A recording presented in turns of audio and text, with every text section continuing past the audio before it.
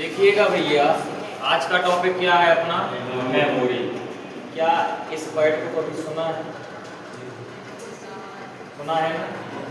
देखिएगा, मेमोरी एक ऐसी टेक्नोलॉजी है जिसका काम कंप्यूटर या मोबाइल पर उपस्थित स्थायी डेटा या अस्थायी डेटा को स्टोर या रखने का काम किया जाता है। यानी जो आप कंप्यूटर पर काम कर रहे हैं या उसे सेव करना है, जैसे कोई भी डेटा हम तैयार करते हैं उसे आपको सेव करने की आवश्यकता होती है, रखने की आवश्यकता होती है, तो वो डेटा कहाँ पे स्टोर होता है? मेमोरी में। कहाँ पे स्टोर होता है भैया? मेमोरी में स्टोर होता है। तो हम कह सकते हैं कि मेमोरी एक ऐसी टेक्नोलॉजी है जहाँ पर स्थायी डेटा या अस्थायी डेटा को हम रख सकते हैं, व्यवस्थित रूप में रख सकते हैं, और कभी भी आवश्यकता पड़ने पर उस डेटा को हम दोबारा प्राप्त कर सकते हैं, जिसे क्या कहा जाता है? मेमोरी कहा जाता है। एग्जाम्पल के तौर पे अगर मेमोरी की बात करें,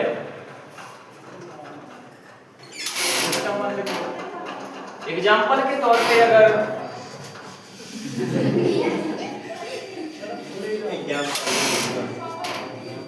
सिस्टम बंद करो ना।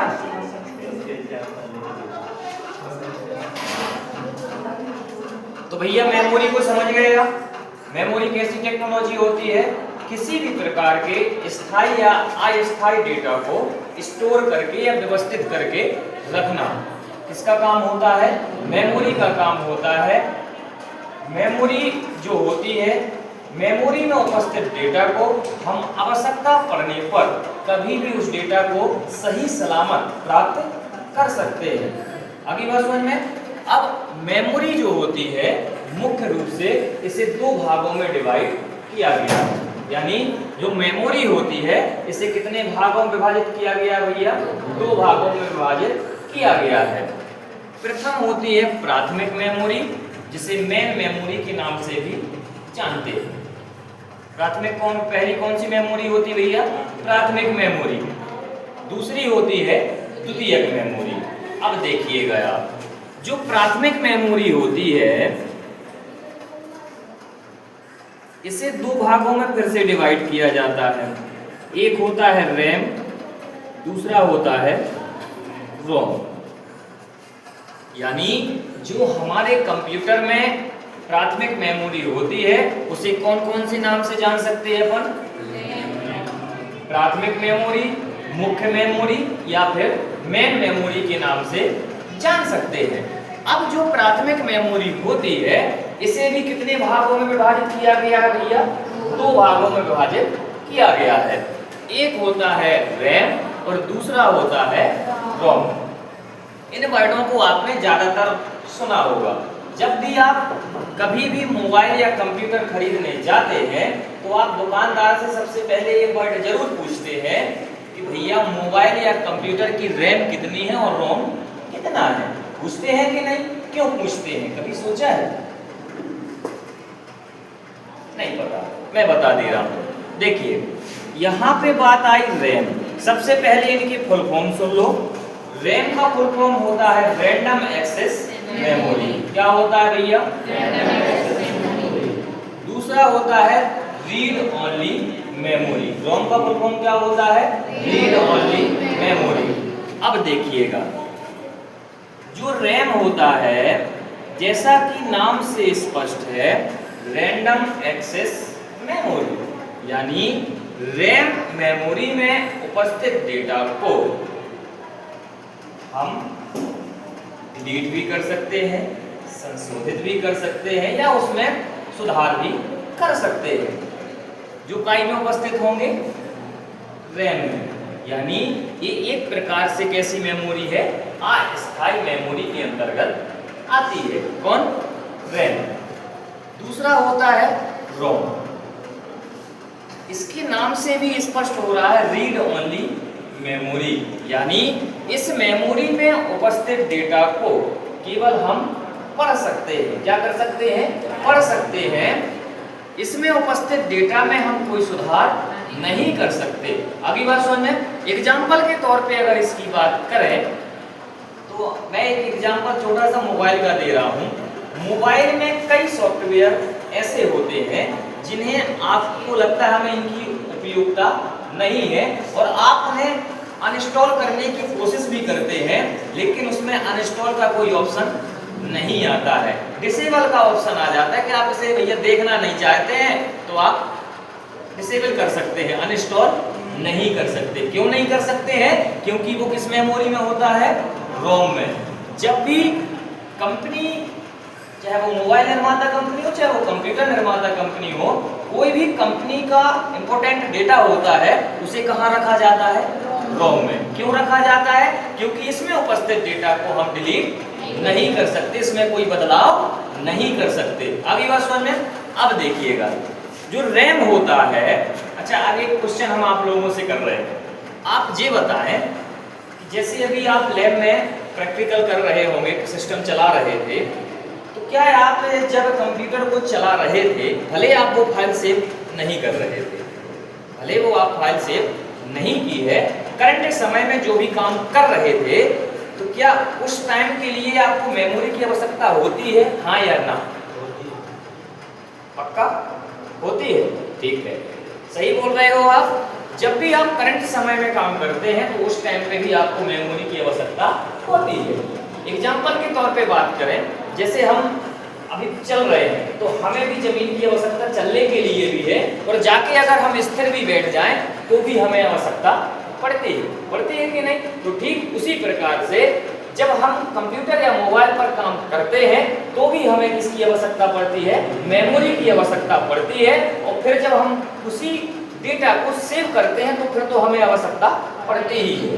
अगली बात समझ में? यानी करेक्ट समय में जब काम करते हैं तब भी मेमोरी की आवश्यकता होती है, और जब डेटा को सेव किया जाता है तो तब भी मेमोरी की आवश्यकता हमें होती है। अगली बात समझ में?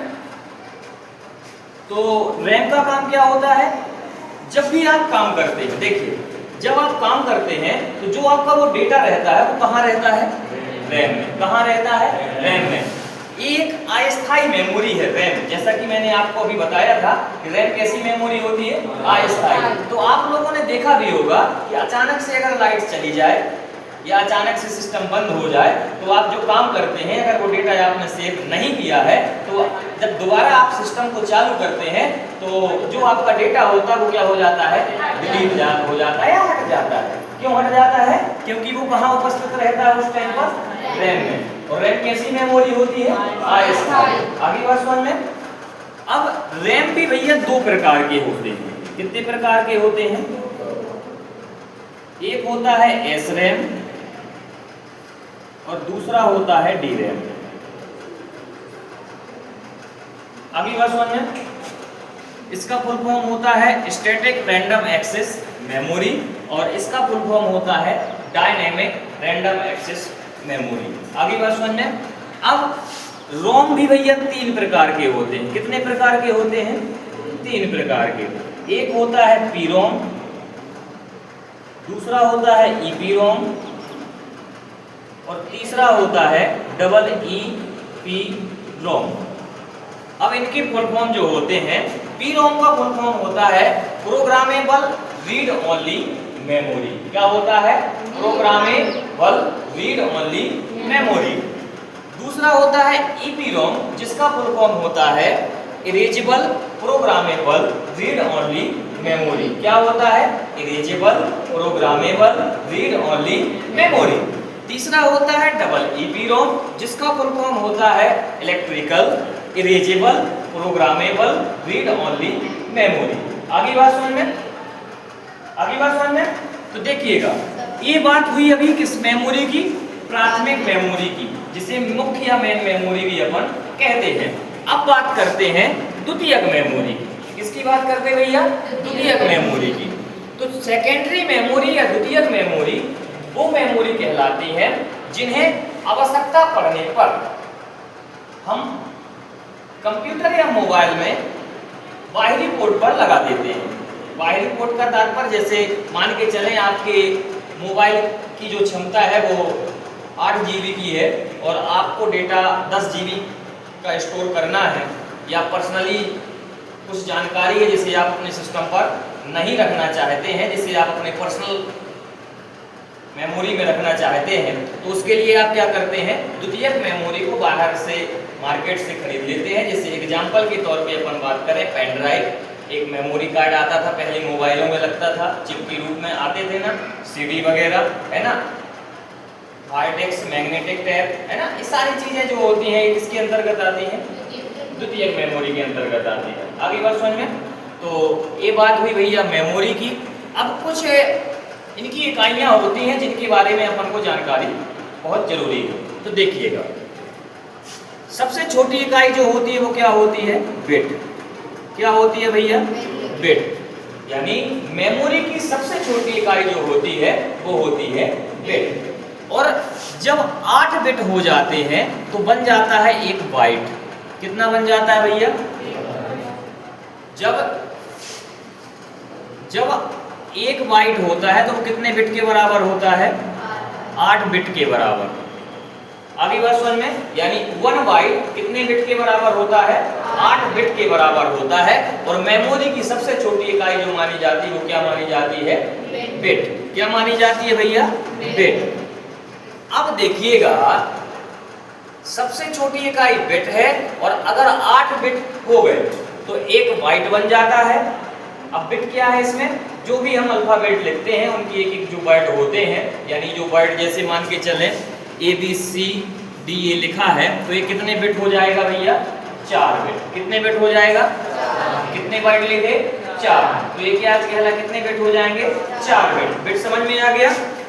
अब देखिएगा, सबसे छोटी इकाई बिट, 8 बिट मिलके बनता है एक बाइट। अब जो बिट के बाद जो इकाई आती है वो कौन सी आती है, फिर बाइट के बाद केबी, किलो बाइट। केबी नाम सुना होगा, सुना है कि नहीं भैया। सब बिट सबसे छोटी इकाई बिट, बिट से बड़ा बाइट, बाइट से बड़ा केबी, जिसे क्या कहते हैं, किलो बाइट। तो भैया 1024 केबी जब होता है तो कितने के बराबर होता है, 1 MB। MB का full form mega bite, MB का फुल फॉर्म मेगा बाइट। तो 1024 केबी जब होगा तो कितने के बराबर हो जाएगा, 1 MB के बराबर। और जब 1024 MB होगा तो वो कितने के बराबर होगा, 1 GB के बराबर। और जब 1024 GB होगा तो वो कितने के बराबर होगा, 1 TB। TB का मतलब टेरा बाइट, TB का फुल फॉर्म टेरा बाइट, GB का फुल फॉर्म गीगा बाइट। अगली बात समझ में।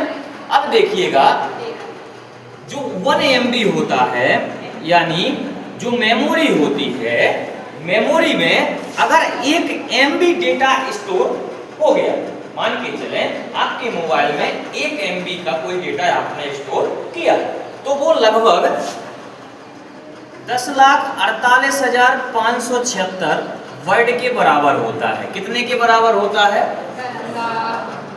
10,48,576।